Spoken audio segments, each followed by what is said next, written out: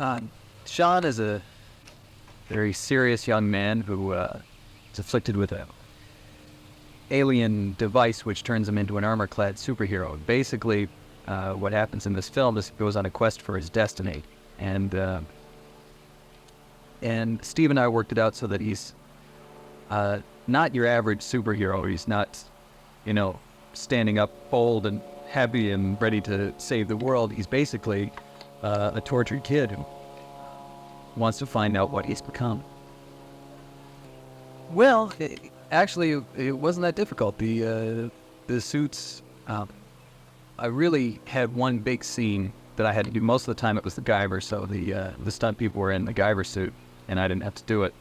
But my one big scene was with the main zoonoid, crane zoonoid, and that was all manipulated by puppeteers and so on, and was exceptionally realistic. So it wasn't that difficult. I just went at it as I would with any other actor, with big teeth and sort of the lizard face. Most challenging thing I had to do, I think, would have to be the nightmare sequence with the. Sean at one point has a nightmare about the first time that the Guyver enters his body,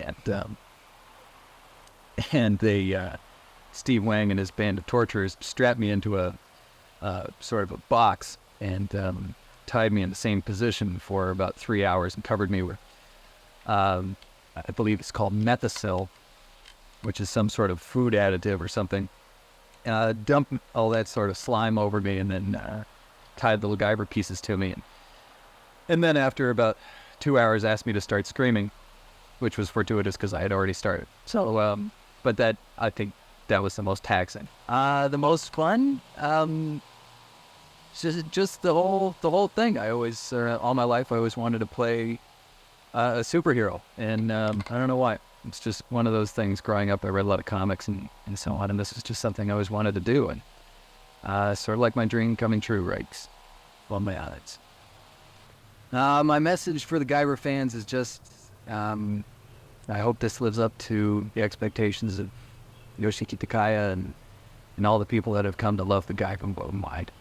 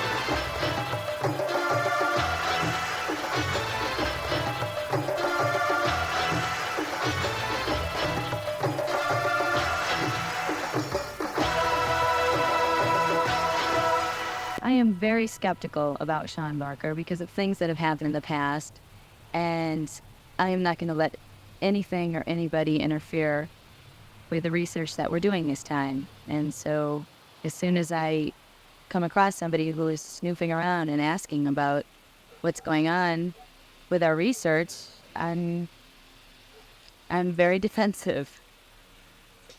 Acting with a bunch of monsters was a new thing for me. And at first it was kind of strange. I didn't know what to expect, but it turned into a really fun experience, actually. And there were several occasions when I was really scared of these guys. The guys that were in the monster suits were terrific. They were really wonderful. I mean, they didn't just throw on these suits and go boo or crawl a little bit. They were really committed to what they were doing, and so with a little imagination, things just ran wild. It was terrific. I heard that on set there's a few times where the director yelled cut and the monsters were still chasing him. Yeah, there were a couple times. Yeah, we did a couple scenes out by the river, and it had been such a crazy day already because it was kind of cold out and we had been in the water, and this one particular monster just wasn't gonna let up, and yeah, I really did get scared. And a long time ago, and one of my acting coaches told me that if I ever had the opportunity to do this kind of work, it would be the funnest work that I ever could do. And that turned out to be true. That was one of the reasons. The scenes that I did in the water were not nearly as bad as I thought they were going to be. It was cold, and I was wet, and I have to be honest, that was one of the days I just wanted to get over with. But I was having so much fun doing it. There was one incident that day, though, where there were suddenly a whole bunch of baby frogs surrounding me, and nobody really cared. And I'm not afraid of frogs, but there was about 30 million little baby frogs around me, and I literally had to be from, like, my waist down, right in, like, this murky, muddy edge of the river, and boy, they just kept me there the whole day. Those little frogs around my legs. But that really wasn't as bad as the temperature changes up in the hills, I think. One thing I would like to say to the Guyver fans is, especially to the people who are big Guyver comic strip fans, that you're going to be very pleased with this film. It is very representative of the way the comic strip is supposed to be. I wasn't very familiar with the comic strip before I did this film, and now I know a lot about it. And I think it was really terrific. I think everybody did a great job in representing the comic strip, and people who aren't familiar with the comic strip are going to really enjoy this film. It's exciting, it's got a great story, and the stunts are amazing, and it's a terrific film for its genre. And Corey's gay. And Corey, she's a babe. She's just one intelligent hot babe.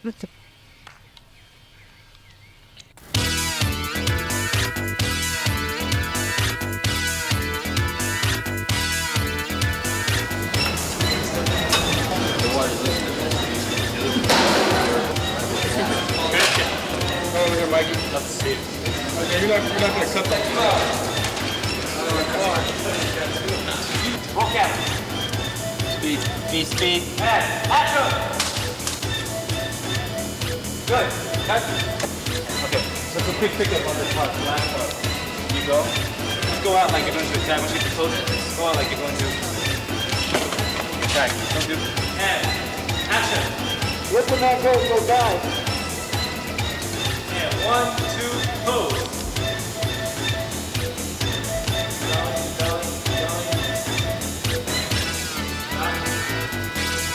Look up. Go. Roll. Speed. And action. And smoke. And out. Speed. And cut. Good. All right. 今回ガイバーのために、結成されたチームで、僕、坂本浩一と、それから小池達夫、で、佐伯祐二と、それぞれみんな今までハリウッドとか香港とか日本で活躍したんですけども、これがたまたま今回このガイバーって作品によって一つに集まって、じゃあ作品をやろうかって話になって、アルファサットっていう形になったんです。今回その僕たちがやっぱりガイバーで一番苦労したのは、やっぱりその目が見えないんですか、そのマスクかぶりますから、その視界が狭まるところと、それからあと要するに何ですか、暑かったものですから、やっぱ暑かったもので、例えばいろいろスタートの時に、例えば上から落っこってした時とかも、やっぱり見えにくいとか、例えば崖の上からジャンプするとかなんですけども、その時もやっぱり見えないんで、大きな穴を開けてもらって、顔にメイクアップを塗って話していけなかったとか、そういう面が一番難しい面では難しかったですね。やっぱりガイバーの中で一番僕が好きなのは、やっぱり一番最後のファイトシーンで、やっぱりガイバーとガイバーゾーンの戦うファイトシーン、その最後の2つの立ち回りっていうのが、やっぱりモンスターとガイバーじゃなくて、もうガイバーとガイバーゾーンって形で2人ともマーシャルアーツを使いながら、迫力からファイトシーンできたんで、その全体のファイトシーンっていうのが、やっぱ僕自身の一番好きですね。僕たちのファーストアクトとしましては、やっぱり、アクションフィルムなら別にこだわりないですけれども、例えば僕たちの得意技としてやっぱりワイヤーとか、そういう、アクロバティックなリアクションとかいろいろあるんで、っぱりそういうのは活かせるような、例えばその日本でいうような時代劇の例えばその里見八犬伝とかそう大きな形の作品とかやっぱアメリカでいう経験体験もやっぱりやりたいですし、それからそのガイバーズみたいなそういう何でもありのコミックのアクションっていうのもやっていきたいと思いますね。We are rolling and action! Rolling and action! Action! And action!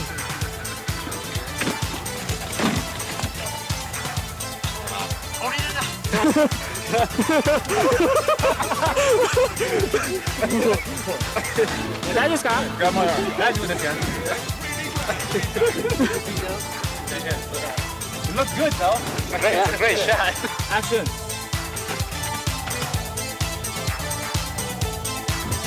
Action. While real difficulty numbers require no forms, but increased terrorist activity has also increased the demand for military ideas.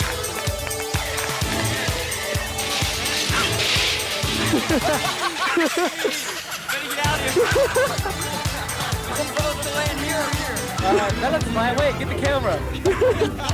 Action. And action. And action. Action. Action. Action. Cut. 大丈夫か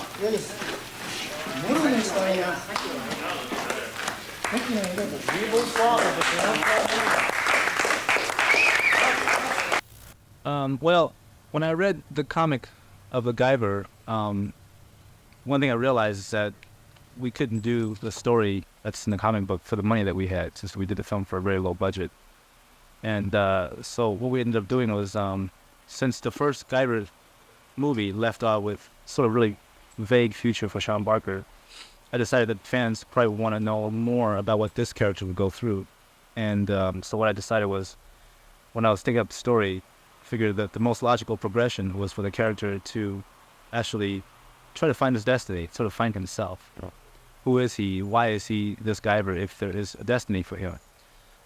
So that was sort of, it wasn't directly a translation from the comic per se, but what I really wanted to do was to take the feeling of the comic book and strongly permeate the film with it, and create situations within my story of what Sean Barker would do, and make it feel a lot like the comic book. So in translating the comic to the film, it wasn't that difficult, because the imagery of the original comic and animation is very cool and very dark, and that I feel very at home, very natural, doing kind of cool and dark images and the dark drama. So that was actually a lot of fun for me to do that. The development of the Dark Hero character it wasn't very difficult to develop this character, only because it's the story itself sort of developed it for us. We took the basic element of a kid who became something that he doesn't want to be. He's sort of a tragic hero / reluctant hero. He's not very happy with the position he's in. He doesn't want to be the Guyver, and so in going to Utah to try to find his destiny, he tends to do a lot of things that, for me personally, it made a lot of sense. In trying to decipher what's going on, planning a ship, trying to communicate with the ship. So I think a lot of the development, it just kind of happened on its own, and I think it works very well prepared. This shoot flew by me so quick. I just remember not sleeping a lot. So as far as actual shooting, I don't remember a whole lot, but I remember when we were location scouting, we would work 6 days a week making the creature. I spent 6 days a week in the creature shop, and on Sunday, I would go location scouting. One time, myself, my UPM, Mart, and my associate producer, Wyatt, we went out we go hiking every weekend, basically vacation, to try to find the right place. And we're in search of a water location, and we saw this river sign. It says water, go down this trail. So we parked our car and we hiked down about 30 minutes down this mountain. And we got to the very bottom, and it turns out there was like almost no water down there. It was very secluded, hard to get to. So rather than coming back up the same way we did, which was taking 30 minutes, we decided, well, looks like there's a road up this way a little bit. Why don't we go that way? So we started walking, and the further we got, we realized that there wasn't really a road up here. And we just kept going, and finally came to a road. And we thought it was the main road, but it wasn't. It was some road we never even heard of. So in this 110-degree weather, we were lost in the mountains, and feeling like the daily news reports that we get in Los Angeles of hikers having to sleep overnight out in the mountains because they can't find their way home.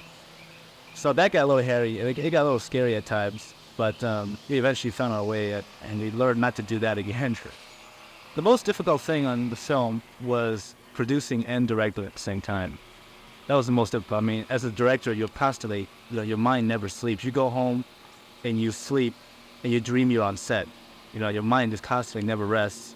So it's hard enough it is to try to visualize the film and capture it itself. But then when you guys deal with daily problems of money, schedule, and all kinds of equipment failures, problems, on a movie set, everything goes wrong on set all the time on a daily basis. When you have those problems to bog you down, it becomes very, very difficult to concentrate on being creative. Well, working for Yoshiki Takaya was a really good experience because I was in Japan twice, and I brought the script over, and we discussed a lot of the story points. And one thing that we had agreed on, fortunately, was the fact that he understood that I respected the comic book a lot, and that I was going to do everything in my power to make a film that was as close to the comic book and feeling as possible. The story itself is a little different. I wanted to capture the feeling of the Guyver, and I think I gained his confidence in doing so. And so it was a very good experience because I understand where he's coming from. We had disagreements, but what was great about it is that we try to sort of work out our differences, and he gave me a lot more leeway to do what I wanted to do than actually I expected, because I know it's very difficult for somebody who's a creator and they create a whole sort of universe, a comic book universe, and then to have to sort of hand it to a stranger and say, here, make this movie, but do it like the way I had intended. So he trusted me a whole lot, and I think he's going to be very happy with the film because I did everything within my power, against all odds of money problems and schedule problems and everything, to try to do a film as close to his vision as I can. And I think in that respect, I've succeeded, and I hope he really likes this film. Thank you very much.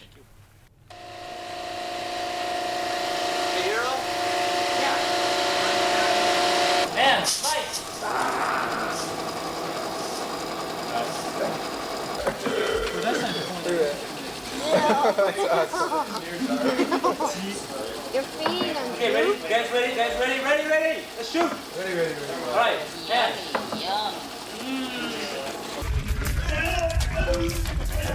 and.